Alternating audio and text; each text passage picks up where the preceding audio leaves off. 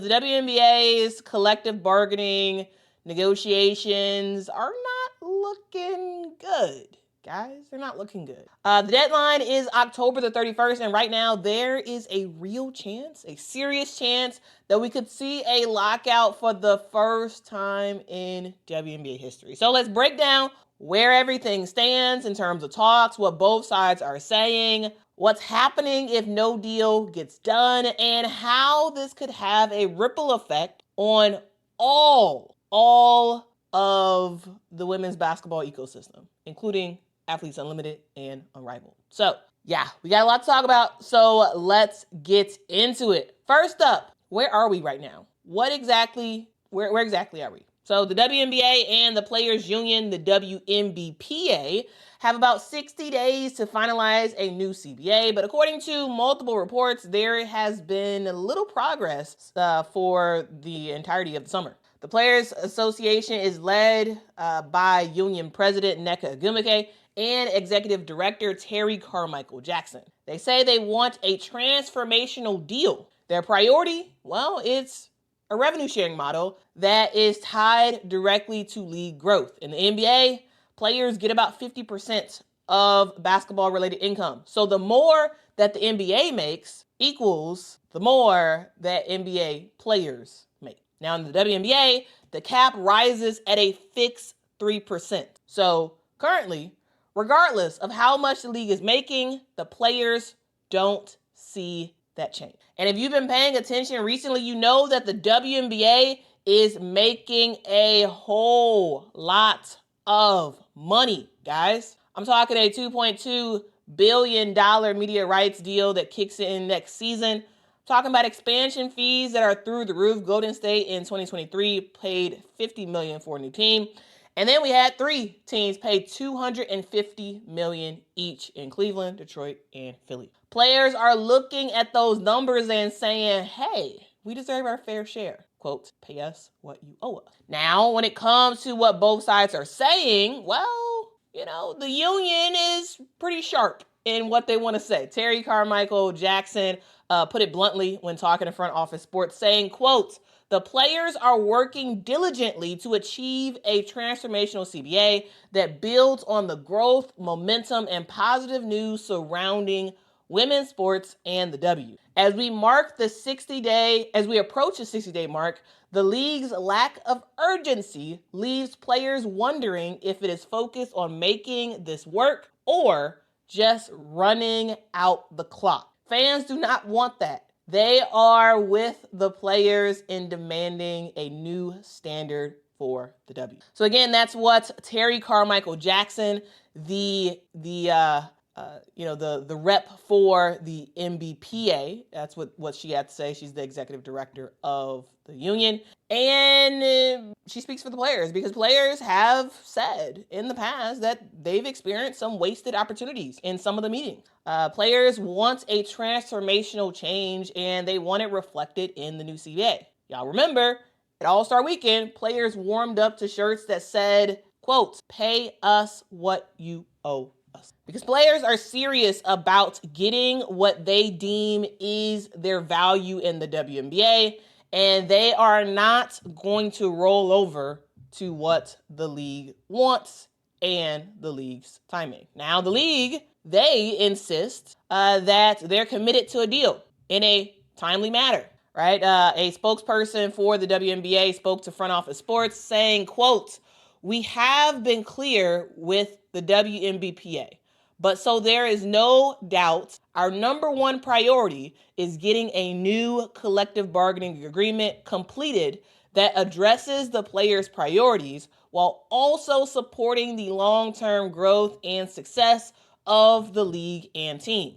We have been meeting with the union throughout the summer and will continue to meet until this gets done, with additional sessions already scheduled through the rest of the season. And Kathy Engelbert has even said that, hey, they're ready to raise salaries. According to a source, ESPN previously reported that the league is reportedly offering to bump up max contracts from around $250,000 to over $1 million. for max contract. But for players, it's not enough without a guaranteed cut of league revenue. So what happens now? Well, there's 3 possible paths.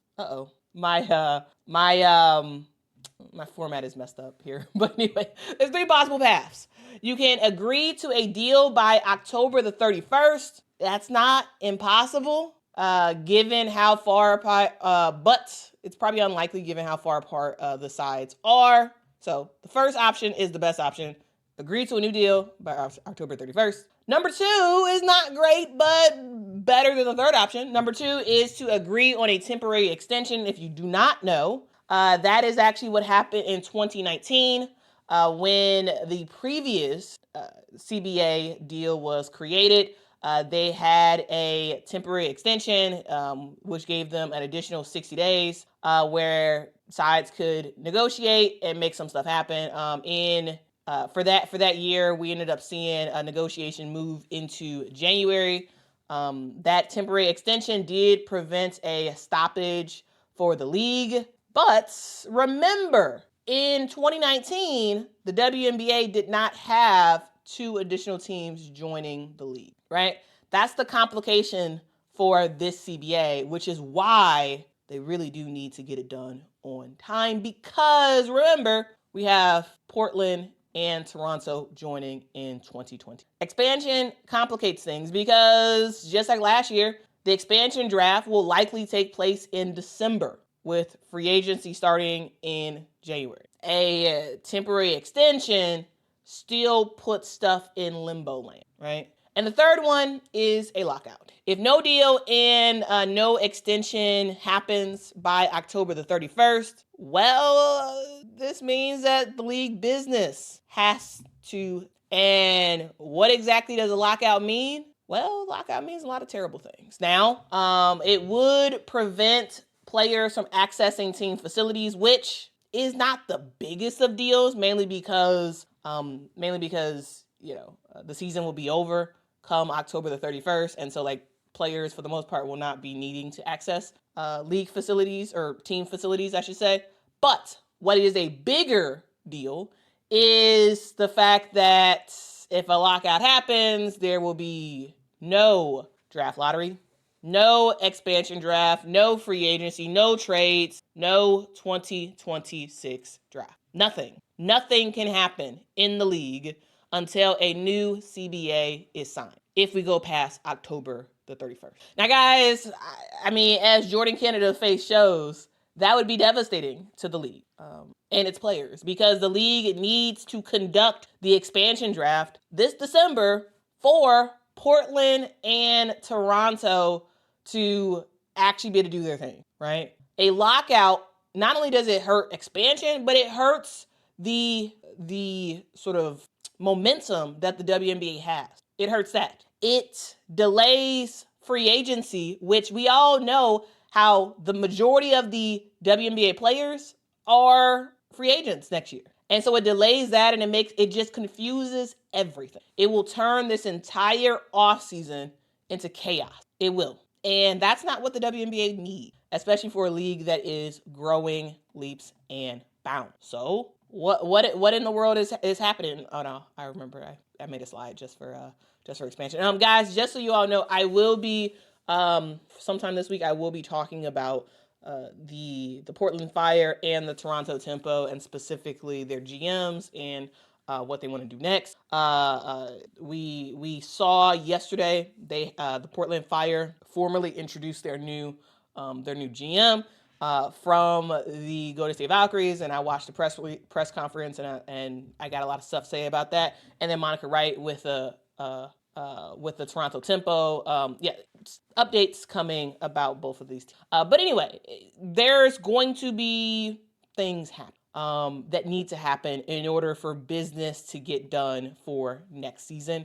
And if the WNBA and the Players Association do not agree to something by October the 31st, it just screws everything up. But what might be in this new CBA? What could be some of the things that these players are fighting for? What could be some of the sticking points that the WNBA has? Well, one thing that I wanted to mention that I think has to be talked about are what I consider the ripple effects of this next CBA. With the increase in attention that the WNBA has had, with the increase in games, with the likely huge increase in income that these players will get, I highly anticipate that other leagues not named the WNBA will be affected, all right, by the CBA. Because the CBA does not just affect the WNBA, right? Other women's basketball leagues are paying close attention because stuff may be coming down the pipe. Athletes Unlimited and Unrivaled are two off-season leagues in the U.S. They already overlap with a bunch of WNBA players. Unrivaled is exclusively WNBA players. Athletes Unlimited is a mix of WNBA players and non-WNBA players. And they have leagues that compete. AU is already set to go. They've been signing a bunch of players for their next season, next year. And Unrivaled is all set to start in January, right? They had a successful first season, and they're ready to make some stuff happen. But here's the thing, here's the catch that everybody has to think about. If the WNBA enforces a stricter prioritization rule, or it goes into a lockout, more players may be trying to flood Athletes Unlimited, and to a lesser extent Unrivaled, looking for some income and some competition. A possible lockout could actually seriously help Athletes Unlimited even more than where Athletes Unlimited is right now. But we could also see a situation where Athletes Unlimited, Unrivaled, and leagues around the world could be waiting to see what the CBA says about participation in other leagues. There are already concerns that some players have about the WNBA wanting to push Athletes Unlimited and Unrivaled out entirely. The WNBA's perspective is, hey, we're increasing your salary. If you said you wanted a livable wage, if we increase your salary to where we're paying some players $1 million per year, well, we want you to be fully healthy when the season starts, which means we don't want you to play over in Turkey, over in China, over in Athletes Unlimited, over in Unrivaled, right? So that could possibly be a sticking point. That is something to consider when these negotiations are happening, is what's the language around these other leagues and the participation that players can have. The union, they say, hey, players should be able to do whatever they want in the offseason. Players, they're going to continue to defend the offseason leagues that they've built, right? So that's the thing. So the WNBA might be pushing on some of those other leagues and participation for WNBA players, and the players are like, nah, we built our own stuff in the offseason and you can't touch it. Now, if there's a lockout, expect to see more demand for players going overseas for Athletes Unlimited participation, because players need more places to get paid if a lockout actually happens, and they have to plan for the future. What's at stake? Well, what's at stake is the first ever WNBA lockout. What's at stake are expansion timelines that will be in chaos. And what's at stake is the possibility of Athletes Unlimited and Unrivaled growing or being pushed out. Because the WNBA is the barometer for women's basketball in the entire world. And the future of the entire women's basketball ecosystem is on the line. It is. So the bottom line is, guys, that the WNBA is at a crossroads. Players want a new standard.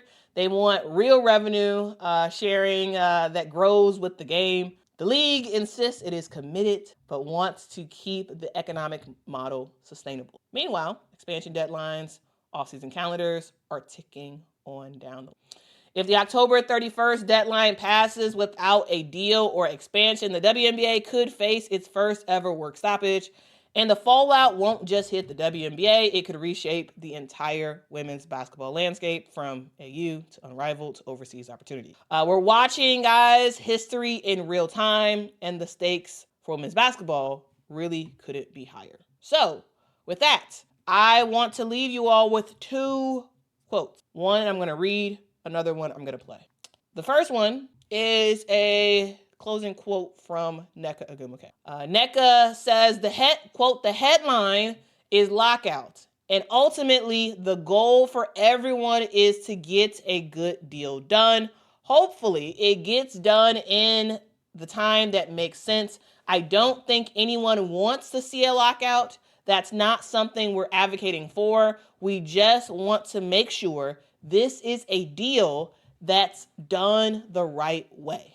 And we're using whatever time it takes for us to be able to have both sides agree on something. So that's what Nneka Ogwumike said. And if you all remember, guys, Kathy Engelbert was actually asked about the CBA and where things stand and whatnot during this past year's All-Star game. I was there. And Kathy's response, I'm going to play her responses to some of the questions. And her response is interesting. So let's listen to it, and then we will discuss on the other side. We'll work through the expansion draft rules because it is something that is collectively bargained. So we hope that the collective bargaining process will be finished, and then we'll have an expansion draft, a 2-team expansion draft, as you know, with both Toronto and Portland. So on roster sizes, certainly it's something we'll discuss with the Players Association. That's also collectively bargained.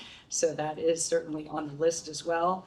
And, you know, again, we're in listening mode back and forth. There's a process we're going through to listen to all the priorities of the owners, priorities of the players, and kind of make sure that we're addressing all of those. And as we look to the future of this league. Kathy, next question to your left in the front row. Hi, Kathy. Alexa Philippe, ESPN. When talking with players yesterday about how that meeting on Thursday went, some felt that there was no progress made. Some felt like there needed to be greater urgency to make sure a deal could get done by October. Would you agree with those characterizations, or where would you say things need to go from here, especially since it seems like there's no in-person meeting scheduled moving forward? Yeah, there are meetings scheduled moving forward, by the way, but in person. Again, I'm going to call it constructive.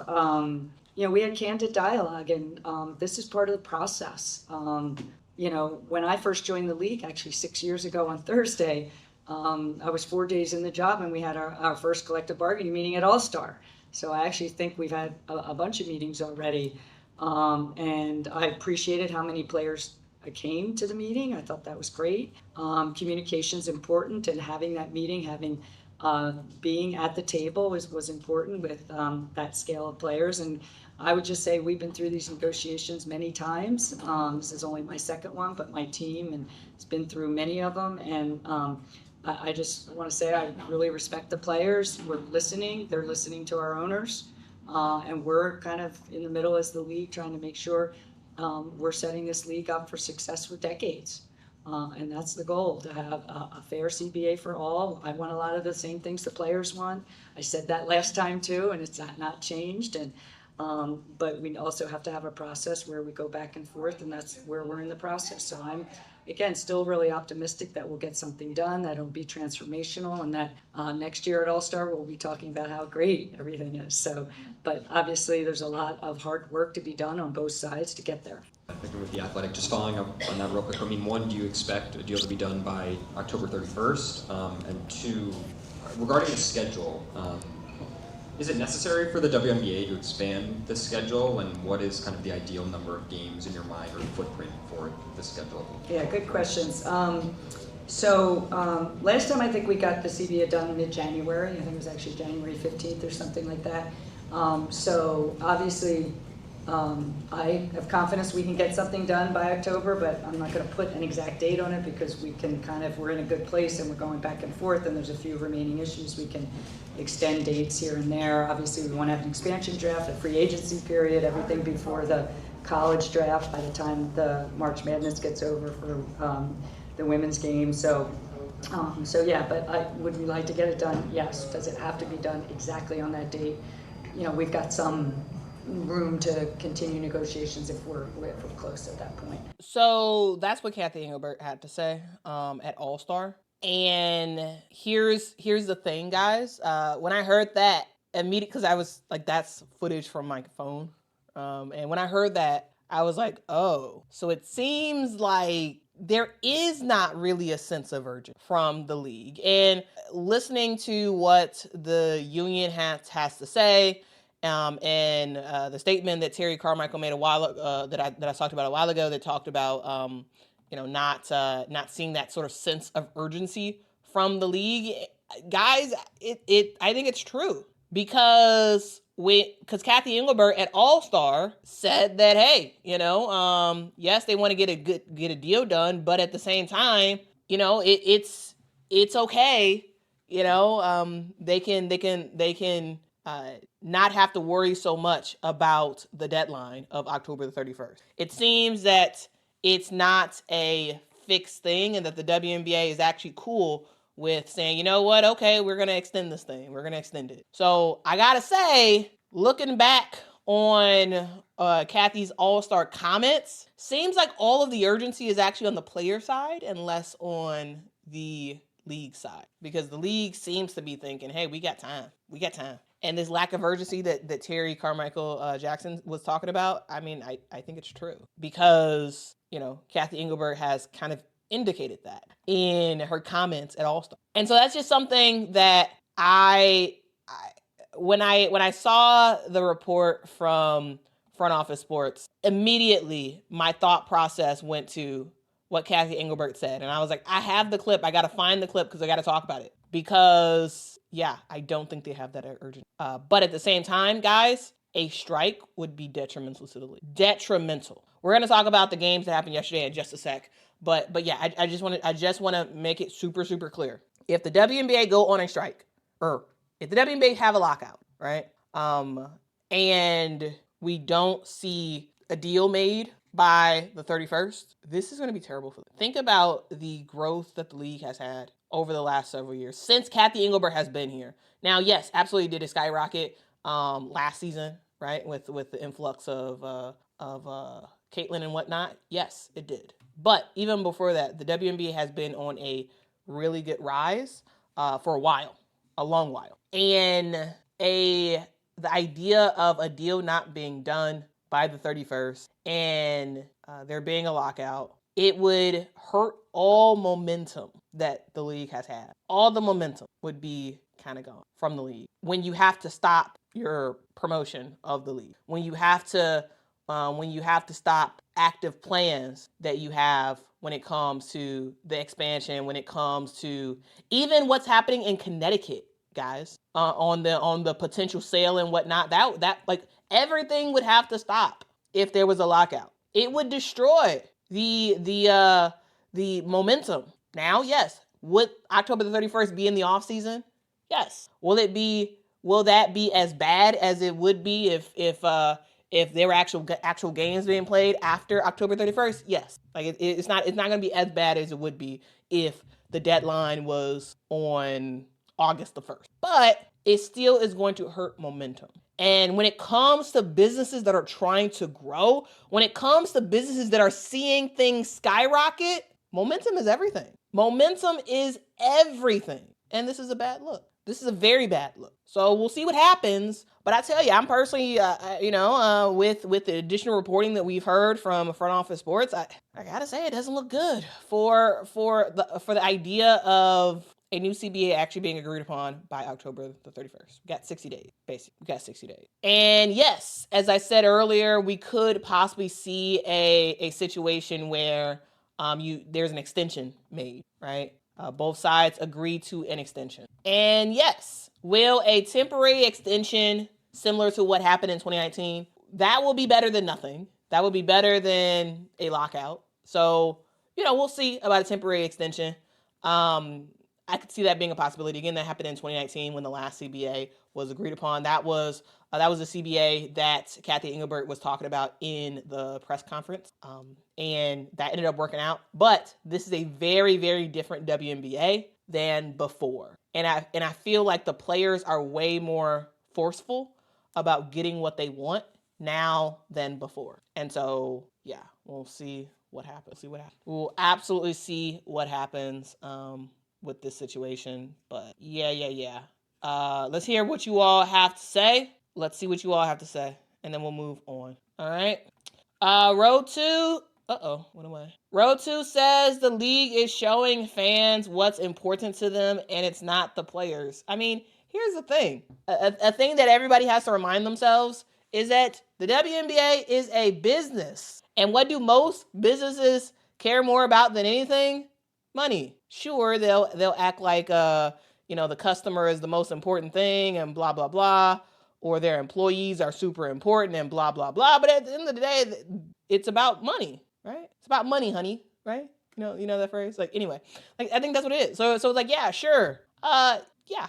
The keeping the income that they have, and making sure that their owners are happy, including the NBA, which is a massive owner in the WNBA, making sure that they're happy with the income that they're getting and all this other stuff. Like, that's most important. And then it's players. So so first is making sure the NBA is happy. And then it's league owners, or team owners, I should say. And then it's players. Well, actually, no, I would say then it's probably fans and then players. The bad part is I think the WNBA is making the wrong bet. Here's the thing. You can end up getting more money in the long term, I think, if you concede to some stuff and you ensure that you have the best product available, which means you have the best players available, which means you are giving them a reason to want to stay in your league. Now, the WNBA has not paid well since it's been a thing, and players have played in it, but it seems like we're reaching a tipping point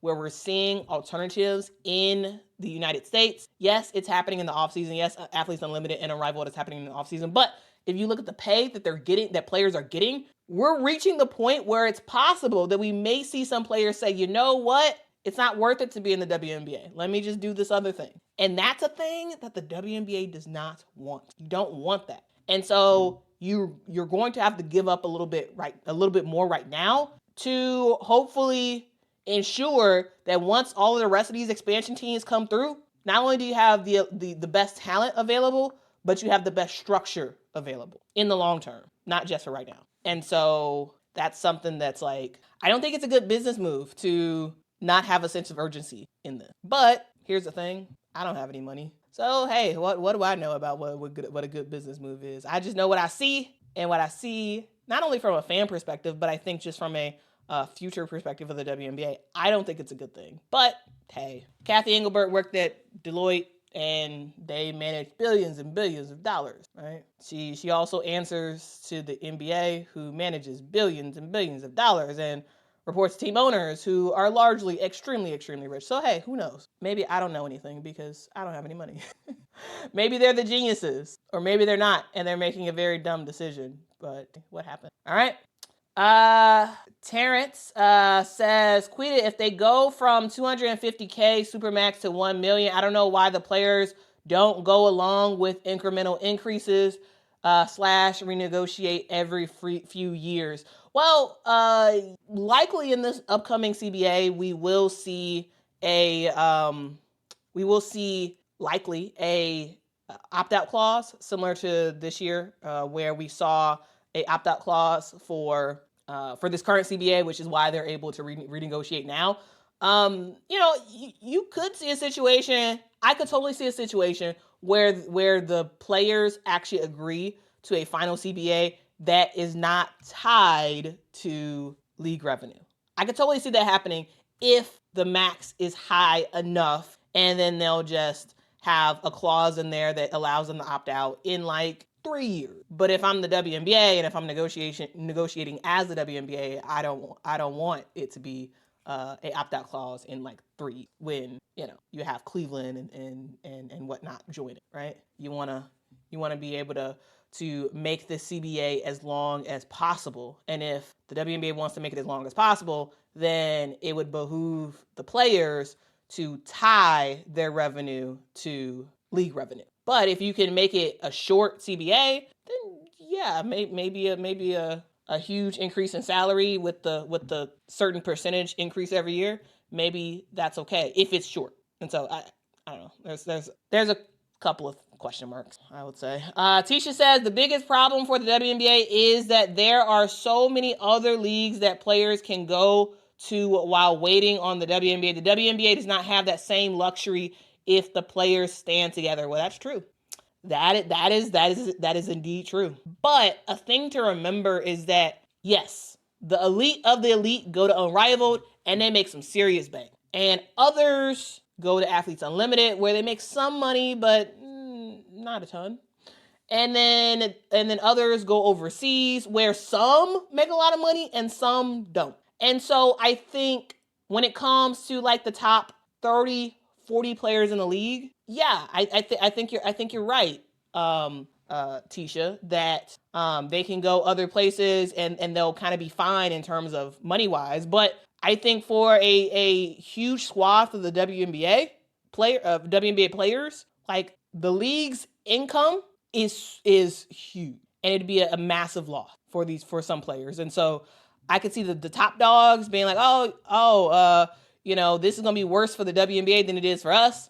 And I could see other players who are, sort of like the 9th, 10th, 11th, 12th player on the bench. I could see those players being like, you know what? No, this is actually way more important to me than it is the WNBA. Getting this thing done so I can have some income. And so I think it depends. I think it depends on where players stand. I would in the sort of like hierarchy of sorts.